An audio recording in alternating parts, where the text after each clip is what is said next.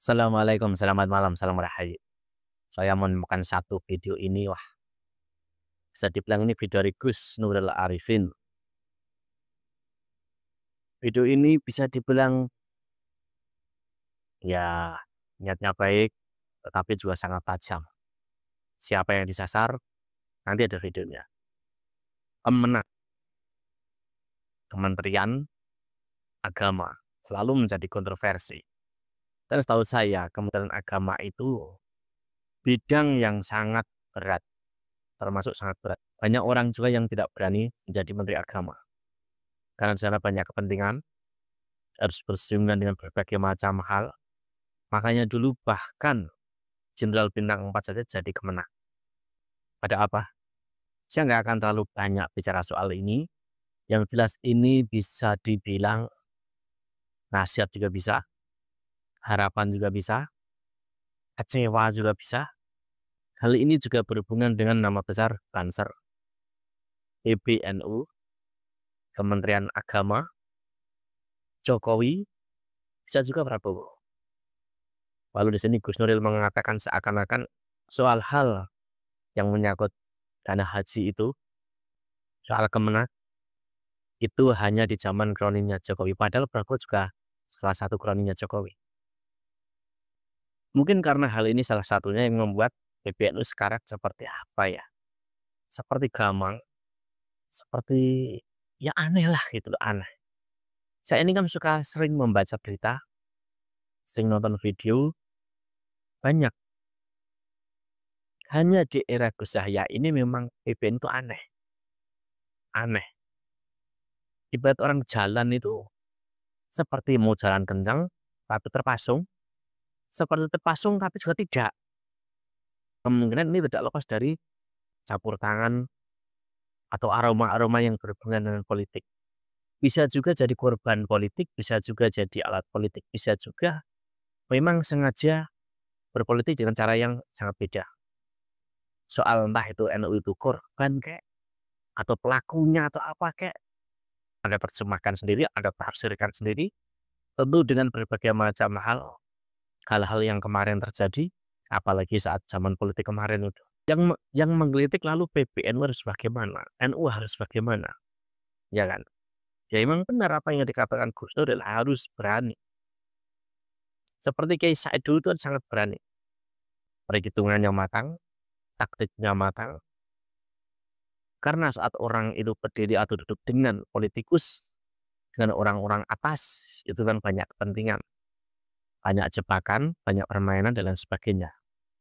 Makanya diperlukan taktik yang jitu. Bagaimana tetap menjaga marwah NU, marwah ulama, bahkan marwah keturunan juga bisa. Marwah negara ini dan lain sebagainya. Saya nggak mau panjang lebar soal ini bisa dibilang video yang apa ya? Ya pedes tapi juga tidak.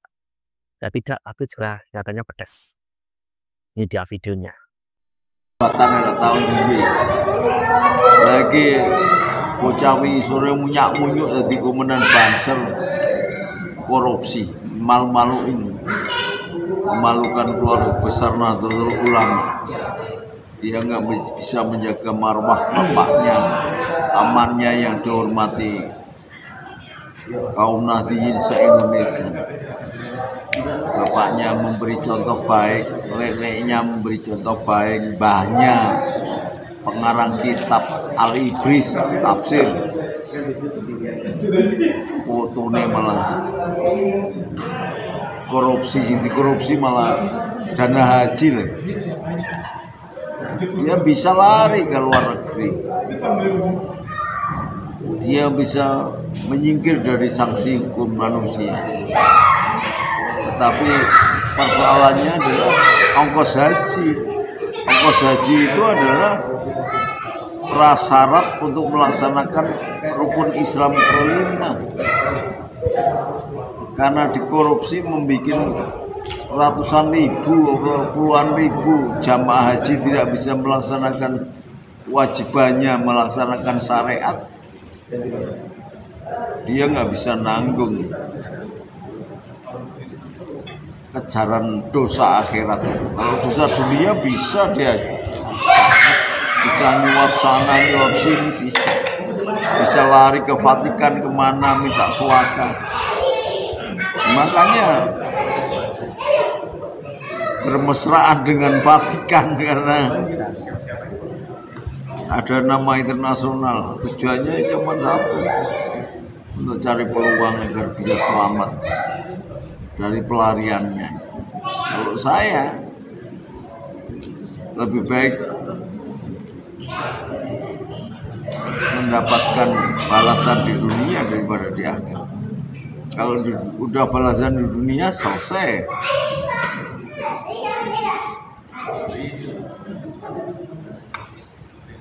Kayak orang punya hutang sampai dibawa mati, bayarnya pakai apa? Mau dicatat tagih. Kalau punya hutang nggak bisa bayar, itu amalan-amalannya dia diberikan kepada yang ngutang, palanya dia diberikan kepada yang ngutang, sementara dosanya yang diutangi diberikan kepada yang ngutang. Sama dengan ini, kalau dana haji yang harusnya menjadi maslahat bagi kesejahteraan kaum muslimin, duitnya dikumpulkan dari rupiah 2 rupiah. Waktu saya haji tahun 2000 itu sampai jualan menabung sampai 20 tahun. Karena apa? Karena dia jualan bakso. Dari rupiah 2 rupiah. Lah dana yang terkumpul kemudian dibawa kabur, enak sekali.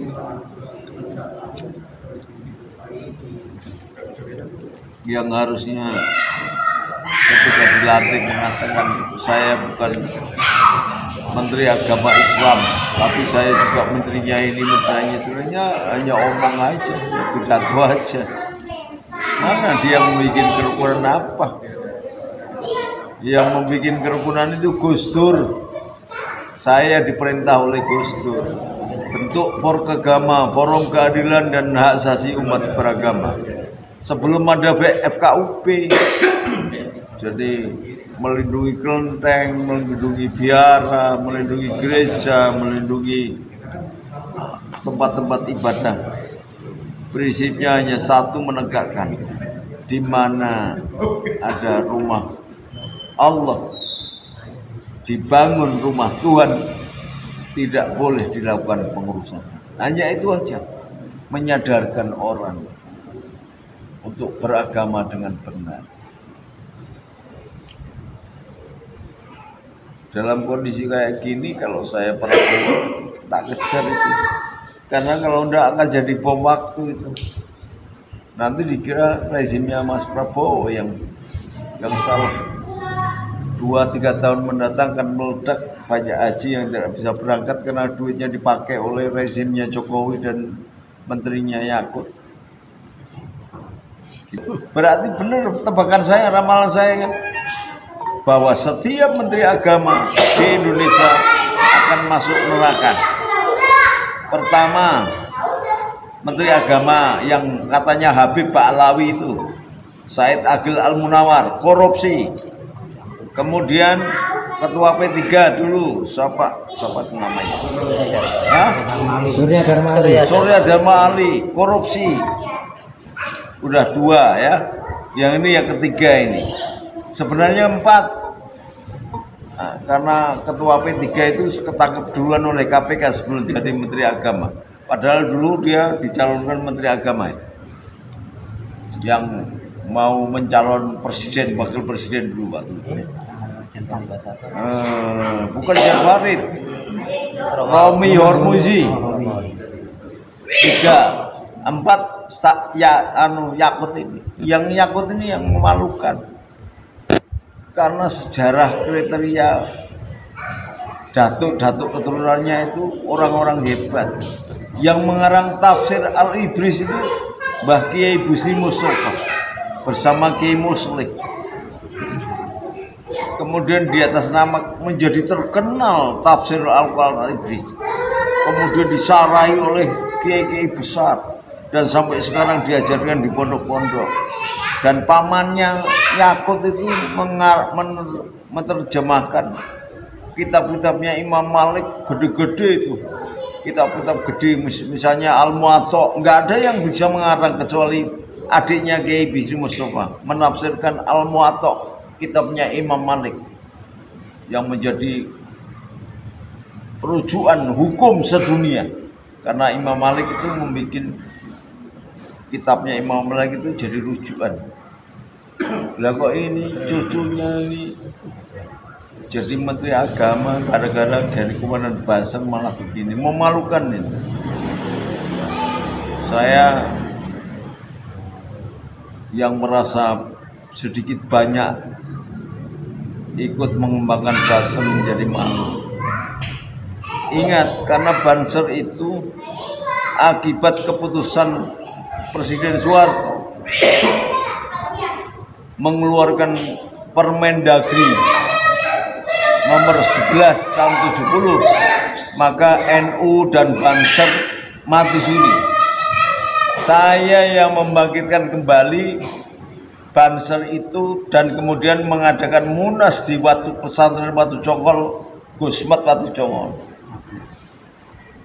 Pada waktu itu ketua pucuk pimpinannya adalah Slamet Effendi Yusuf. Kemudian bisa berkembang lagi. Tinggal mau gini meneruskan begini. Banser yang ikhlas ketika memberantas PKI, Banser yang ikhlas ketika menjadi menuruti perintahnya Khadirul Hasyim Asy'ari untuk berperang melawan tentara sekutu. Banser yang ikhlas menjadi dasar punggungnya sebagai alas jembatan perjuangan untuk melindungi rakyatnya. Banser yang ikhlas berjuang membeli sepatu sendiri, kaos kaki sendiri, seragam sendiri. Banser yang ikhlas mengambil belanja istrinya hanya untuk mengamankan bangsanya, tapi nama besarnya kemudian dikotori oleh Yakut yang hanya tiba-tiba kapan jadi Ansornya, kapan jadi Banser, tiba-tiba jadi komandan Banser karena memanfaatkan nama besar pamannya. Karena memanfaatkan nama besar pamannya kemudian menjadi komandan Banser, dan itu menyalahi anggaran, menyalahi aturan. Kenapa? Seharusnya sudah dilakukan konperwil atau kompernas ya. Tapi ditunda-tunda hanya karena dia kepingin bisa menjadi menteri. Nah, setelah main mata dengan Jokowi akhirnya jadi menteri. Akhirnya apa? Jokowi melakukan pembangunan karena dananya kurang, sebagian mengambil dana haji itu. Jadi itu nanti akan menyeret Jokowi juga itu. Yakut ini nanti akan menyeret Jokowi itu. Tapi boyo hati-hati lah. Lebih baik ngaplingi laut gitu, ngaplingi laut rugi ikannya ya kan. Ya ini dana haji. Mbok agak kreatif gitu, aguan bisa ngaplingi laut. Nah mbok dia ngaplingi langit gitu, jadi sama-sama aja. Ada yang ngaplingi laut, ada yang ngaplingi langit. Ngapling dana haji yang dikumpulkan dari jamaah haji, dodolan bakso, dodolan jamu, dodolan marung, Rp1, Rp2, kerja keras untuk berangkat haji, duitnya dikorupsi. Lalu bagaimana? Ya pemerintah bisa saja mengganti, misalnya pemerintahan Pak Prabowo ini bisa mengganti karena Mas Prabowo ini orang yang sudah selesai. Yakut jangan mengikuti jejaknya Rizik, jadi Bang Thoyib berbulan-bulan, bertahun-tahun nggak pulang. Dia jadi menteri agama zamannya Jokowi, sekarang presidennya sudah Mas Prabowo, harusnya dia pulang mempertanggungjawabkan loh. Ini terus jadi buronan gini, memalukan. Jarang tanggung jawab, kalau pidato aja di atas podium ya oh gitu, tapi yai luput. Harusnya kalau ngomong garang tanggung jawab, atasi,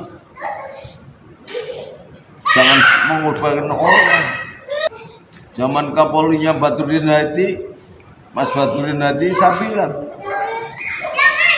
Mas Badrudin Hadi, kami melakukan begini. Jangan tangkap banser atau tangkap anggota PKN, tangkap saya. Saya yang bertanggung jawab. Saya memang menginstruksikan anggota kami agar kalau ada FPI yang ngaco dipatahkan tangan biar menjadi unsur jera. Saya Senopati Nusantara tanggung jawab begitu, komandan, bukan anak buah. Anak buah nggak salah, yang salah itu jenderalnya bukan kopral. Maka saya mengambil alih resiko itu. Pak Kapolri, Pak Badrudin Hadi, 4 mata begini disaksikan mantan jenderal banyak itu di gedungnya Sinar Mas. Jangan tangkap PGN, jangan tangkap banser. Kalau ada FPI yang tangannya patah, itu instruksinya saya supaya tidak mengecewakan negara. Maka kalau mau tangkap saya, jangan tangkap anak buah saya. Itu jantan gitu. Nah kalau gini nih korupsi terus lari ngejokke pamane yang orang baik nggak pesawat, jadi kacau. PBNU juga karena kakaknya jadi ketua PBNU dihadang DPR, mau diadakan pansus dihadang oleh PBNU, kacau. Jadi organ-organ besar Nahdlatul Ulama yang harusnya memberikan contoh dan teladan yang baik dipakai untuk bemper, nggak benar. DPR RI akhirnya nggak jadi membuat pansus, harusnya kan terpisah. Kakaknya jadi ketua NU, ya sudah ketua NU. Adiknya jadi menteri agama, ya sudah jadi menteri agama.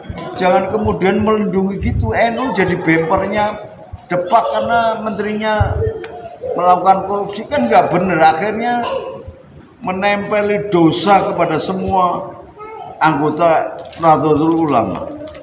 Yang tidak berdosa jadi ikut berdosa. Ini nggak tanggung jawab ini. Kalau sudah berani berbuat harus tanggung jawab. Itu namanya cengli, namanya jantan.